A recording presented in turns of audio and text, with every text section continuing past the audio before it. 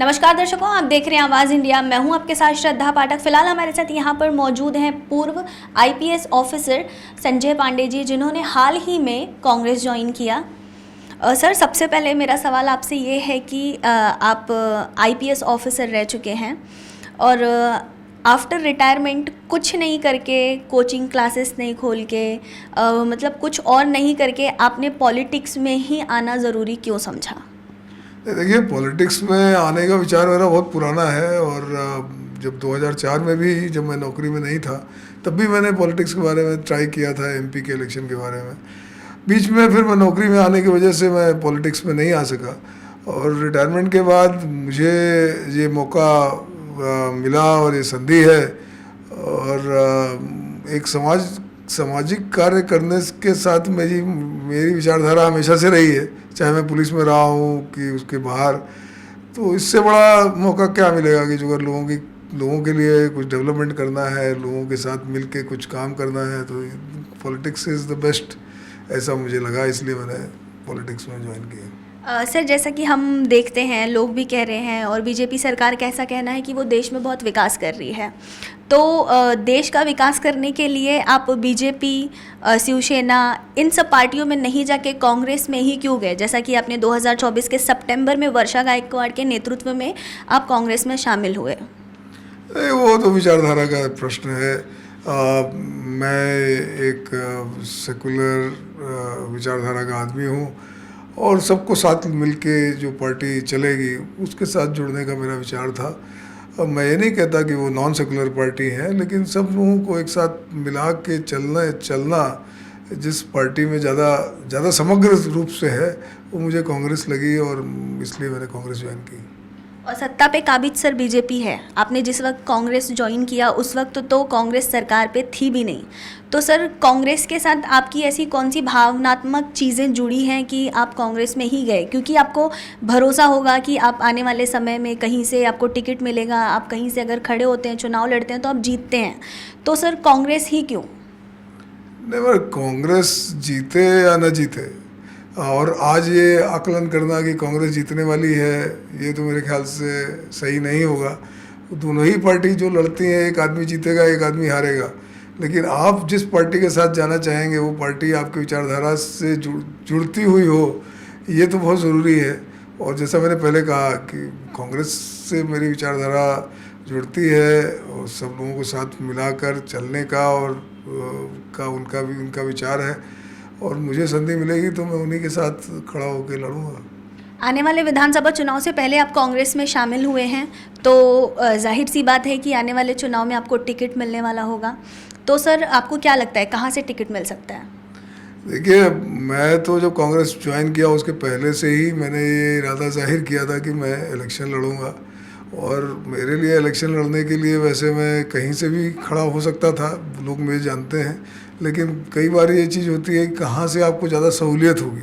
तो अब जाहिर सी बात है कि जो अगर मैं यहीं रहता हूँ, वर्सोवा में रहता हूँ, वर्सोवा में ही मेरा ऑफिस है, मेरे लिए एक सहूलियत की बात है। और यही यहाँ से भी मैं पहले मतलब कांग्रेस में बाद में ज्वाइन किया, मैं तो पहले से ऐलान किया था कि मैं वर्सोवा से खड़ा हूँगा। तो अब मुद्दा ये है कि अब कांग्रेस पार्टी डिसाइड करेगी और उनके यहाँ उनका एक प्रोसेस है, उस प्रोसेस में उनको जो लगेगा, जो विनिंग कैंडिडेट हैं, मैं तो कहूँगा कि मैं विनिंग कैंडिडेट हूँ, लेकिन कांग्रेस की चयन समिति ने भी वो डिसाइड करना चाहिए कि मैं वाकई यहाँ विनिंग कैंडिडेट हूँ कि नहीं। सर, अगर आपको सीट मिलती है वर्सोवा से, तो आप कितना भावनात्मक तरीके से वर्सोवा से जुड़े हैं? तो आने वाले समय में कितनी तैयारियां कर पाएंगे, लोगों से कितना जुड़ पाएंगे? वर्सोवा से जुड़ने के बाद, टिकट मिलने के बाद कितने भावुक होंगे, कितने एक्साइटमेंट होंगे चुनाव के लिए? बट वर्सोवा के साथ तो जो मैं तो 2005 से वर्सोवा में हूँ, जहाँ रहता हूँ। और वर्सोवा के बारे में मैं एक चीज़ बताना चाहता हूँ कि आपने जो गौर किया है कि नहीं किया है, वर्सोवा में सबसे ज़्यादा ब्लड बैंक है, सबसे ज़्यादा मतलब डायग्नोस्टिक सेंटर्स हैं और शायद मेरे ख्याल से मेडिसिन की दुकानें ही बहुत ज़्यादा हैं। ठीक है, लोग कहेंगे कि यहाँ पर कोकिलाबेन हॉस्पिटल भी है, लेकिन इस सब चीज़ों के पीछे कुछ तो चीज़ होगा। तो वर्सोवा जो है बीच से लगा हुआ है, वर्सोवा से समुद्र लगा हुआ है, मैनग्रोव्स हैं, यहाँ पर बीमारियाँ फैलने का बहुत ज़रिया है, एक तो मच्छरों से भी है और थोड़ा गंदगी से भी है। तो मेरी भावना आज वर्सोवा के लिए जो अगर आप स्पष्ट स्तर में पूछे तो एक सैनिटेशन, एक क्लीन वर्सोवा बनाने का मेरा इरादा है। बहुत से लोग, अकेले मैं नहीं कर पाऊँगा, बहुत से लोग इसमें जुड़ेंगे और उससे कम से कम ये तो ना हो कि ये वर्सोवा धीरे धीरे एक हॉस्पिटल सेंटर बनता जा रहा है और ज़्यादा करके जो बूढ़े लोग हैं उनके लिए। उससे ही दूसरा प्रश्न है कि आज वर्सोवा में आप पैदल चलना चाहें, चलिए आप तो यंग हैं, लेकिन जो अगर कोई 80 के ऊपर का आदमी है जो अगर पैदल चलना चाहे तो फुटपाथ नहीं है, और फुटपाथ है भी तो उबड़ खाबड़ है। लोग तो रोड की बात करते हैं, मैं तो कहता हूँ फुटपाथ को तो आपको ठीक किया करना चाहिए। इसी से और छोटे छोटे मुद्दे हैं। आप प्लानिंग में वर्सोवा में आज जो अगर आप देखें तो पोस्ट ऑफिस, सिर्फ एक पोस्ट ऑफिस है। एक पोस्ट ऑफिस का यहाँ पर तारापुर का टावर्स में 1990 में भूमि पूजन होने के बाद आज तक बना ही नहीं। उसके बाद कल ही यहाँ पर आग लग गई और वर्सोवा में लोखंडवाला में आग लगी, 3 आदमी मर भी गए। तो यहाँ पर हमारे पास फायर ब्रिगेड का सेंटर ही नहीं है, आती है तो कहीं दूसरी जगह से आती है। गोरेगांव से आई थी कल फायर टेंडर्स, तो जो उसका भी 1991 में भूमि पूजन हुआ, लेकिन आज तक डेवलपमेंट नहीं हुआ। इसी तरह से आधे बने हुए ब्रिजेस हैं। इन्फिनिटी मॉल देखिए, आधा ब्रिज इस साइड से उस साइड से बना हुआ है, इधर बना नहीं है। लाइन 6 की मेट्रो है तो उसका यार्ड बना नहीं, लाइन तैयार है। तो ये सब चीज़ें वर्सोवा में हमारे घर में जो काम वाली आती है सारे मठ से आती हैं, और उनको आने के लिए जो जेटी है जो मिलती है कभी नहीं मिलती है। आज उसमें जो मोटरसाइकिल से लोग आते हैं, मेरा ड्राइवर था मोटरसाइकिल से आता था, तो उसको जेटी बहुत बहुत मुश्किल से मिलती थी। तो क्या उसका ब्रिज नहीं बन सकता? तो यही छोटे छोटे प्रश्न हैं। और एक दूसरा प्रश्न है कि आप देखिए, आप तो शायद आपका ऑफिस भी है डीएन नगर में, आप देखेंगे तो वर्सोवा में पर्टिकुलरली आप वर्सोवा विलेज से बैराम बाग तक जाए तो कोई पब्लिक कन्वीनियंस की जगह नहीं है, मतलब जगह था सुलभ शौचालय। ये छोटी चीज़ें हैं, क्या इसके बारे में हम नहीं कर सकें? तो मेरा तो यही इरादा है, जो अगर मौका मिला तो मैं ज़रूर यहाँ पर वर्सोवा में 5 साल में ये सब काम करने का मेरा इरादा है। कांग्रेस के और भी प्रत्याशी हैं वर्सोवा में, तो उनके बारे में क्या कहेंगे? कोई भी चीज़ में जो अगर हर एक आदमी की इच्छा होती है कि मैं भी यहाँ खड़ा हो जाऊँ, मेरा तो ये मानना है कि जो सबसे उपयुक्त और सक्षम प्रत्याशी है उसे खड़ा होना चाहिए। मैं नहीं कहता मैं सबसे ज़्यादा सक्षम और सबसे ज़्यादा उपयुक्त हूँ। और दूसरा मुद्दा ये भी होना चाहिए कि आपका वर्सोवा से क्या लगाव है। बाहर से आके आप वर्सोवा में लड़ने लगेंगे तो बहुत से ऐसे भी कैंडिडेट हैं जो शायद बाहर से भी आए हुए हैं, यहाँ पे रहते नहीं हैं, उनका यहाँ कोई वजूद नहीं। तो ये सब मुद्दे हैं। मेरे ख्याल से ये तो कांग्रेस कमेटी जो निर्णय लेगी वही निर्णय लेंगे इसके बारे में। बीजेपी सत्ता पे 10 साल से है, अभी चुनाव आ रहे हैं, तो बीजेपी बहुत सारी योजनाएं ला रही है। लाड़की बहन योजना, लाडका भाऊ योजना, आने वाली दिवालियों में सारी बहनों और महिलाओं को 5,000 रुपये बोनस भी दिए जाएंगे। तो ऐसी चीज़ें चल रही है। क्या लगता है इन सब के बारे में कि दोबारा सत्ता पे आने के लिए लोगों को लुभाया जा रहा है, और ये जो स्कीम है विपक्षियों का कहना है कि ज़्यादा दिन तक नहीं चलने वाली है, तो आप इसके बारे में क्या कहेंगे? मेरा तो मानना है कि आप पूरे हिंदुस्तान की पब्लिक जागरूक है। आपने देख ही लिया लोकसभा में किस तरह से लोगों ने वोट दिए, और यहाँ की बम्बई की पब्लिक तो बहुत ज़्यादा जागरूक है। और मैं बम्बई की बात कर रहा हूँ, मैं पूरे महाराष्ट्र की बात नहीं कर रहा हूँ। तो ये लड़की बहन और लड़के भाऊ योजना के बारे में लोगों को स्पष्ट पता है कि क्यों हो रहा है और किस लिए किया जा रहा है। कई तो जीआर कल के तारीख में रद्द भी किए गए हैं जो जिनमें इसी तरह की चीज़ें हो रही थी। तो लोगों को क्या चाहिए? लोगों को यहाँ पर अपनी गाड़ी रोड पर चला के अपने ऑफिस तक आराम से पहुँचने की ज़रूरत है। ट्रेन में बैठें तो ट्रेन में गर्दी ना हो और किस तरीके से जा सकें। घर खरीदना चाहें तो घर खरीदें। आज मैं तो अभी की बात नहीं बताता हूँ, 2012 में मेरे जो घर जो स्टेनोस थी वो बदलापुर से आती थी।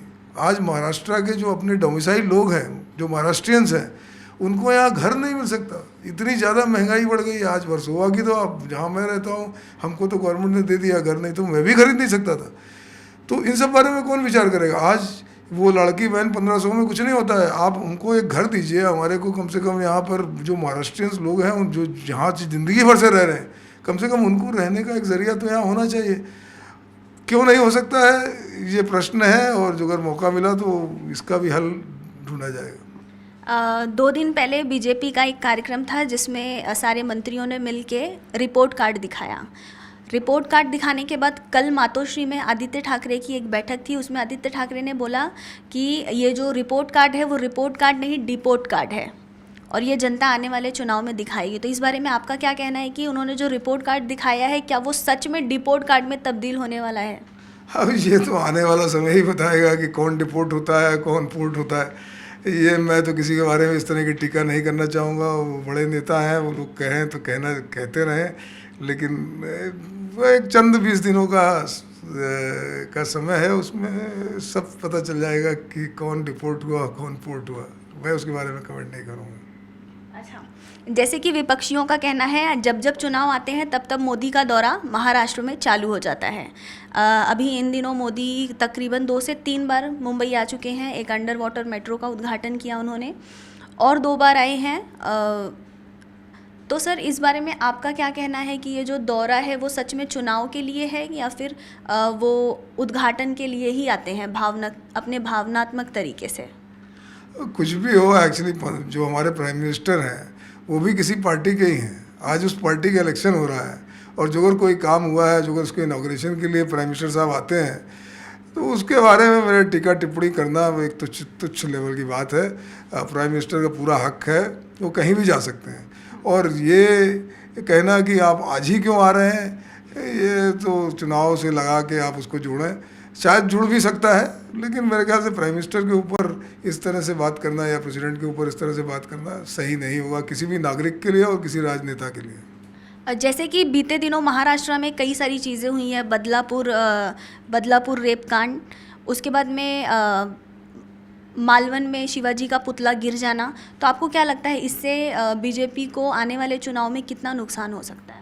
देखिए, जहाँ तक शिवाजी के पुतला के गिरने का सवाल है उसका तो बहुत बड़ा असर पड़ेगा, क्योंकि शिवाजी से यहाँ की जो मराठी अस्मिता है वो जुड़ी हुई है। मैं तो ज़रूर बाहर से आया लेकिन आज 86 से यहीं हूँ, तो मुझको भी ऐसा लगता है कि नहीं, शिवाजी का पुतला गिरने से एक थोड़ी बहुत हानि हुई है, उसका तो असर ज़रूर पड़ने वाला है। और दूसरे कोई फैक्टर्स का फ़र्क पड़े चाहे नहीं पड़े, लेकिन शिवाजी के पुतले का फ़र्क वेस्टर्न महाराष्ट्र में बहुत भयंकर पड़ेगा। और आज सुबह ही एक बदलाव आया है सर्वोच्च न्यायालय में कि वहाँ पे जो न्याय की देवी है उनके आंखों से पट्टी निकाल दी गई है और एक हाथ में जिसमें तलवार थी उसमें संविधान थमा दिया गया है।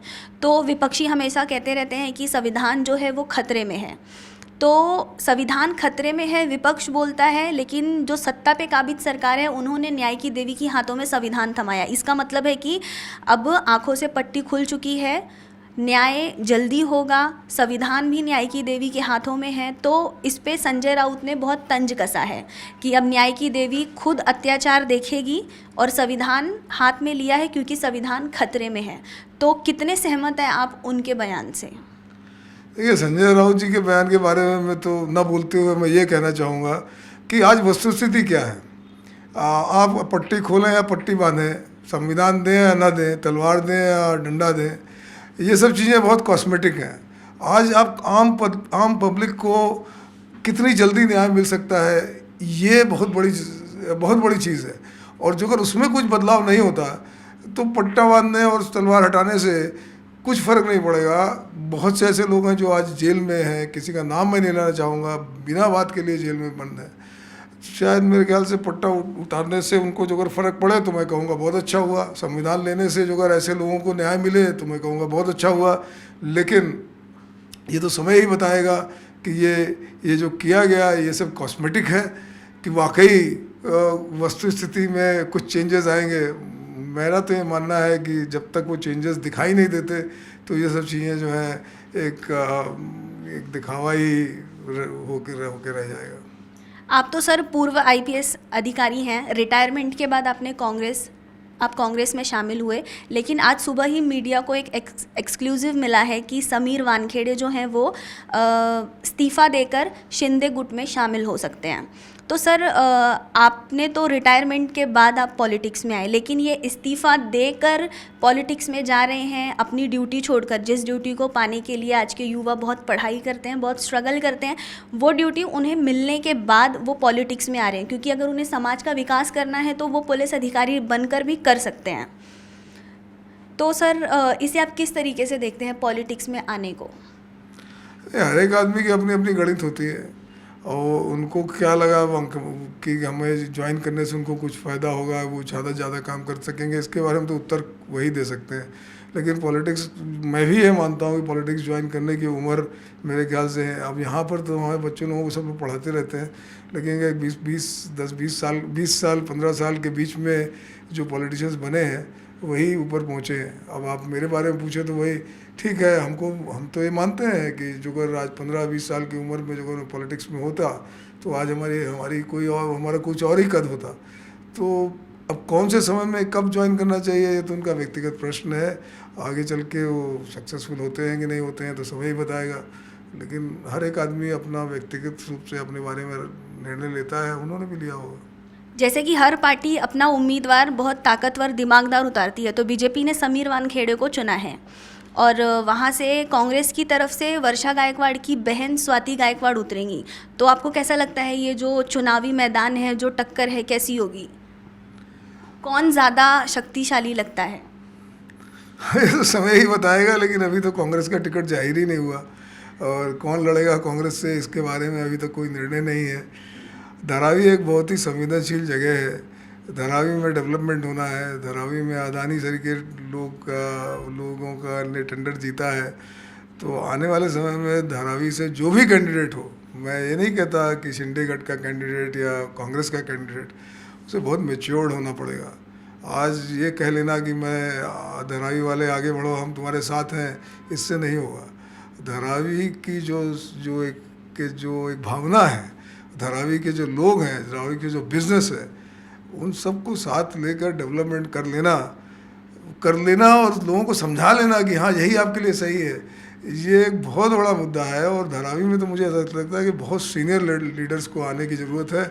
आने वाला समय में धारावी में अपरिपक्व लोग जो अगर आए, मैं किसी के बारे में संरक्षण नहीं कर रहा हूँ, लेकिन ऐसे लोग जो अगर पहुँचे तो धारावी का बेड़ा गर्क ही होगा और कुछ नहीं होगा।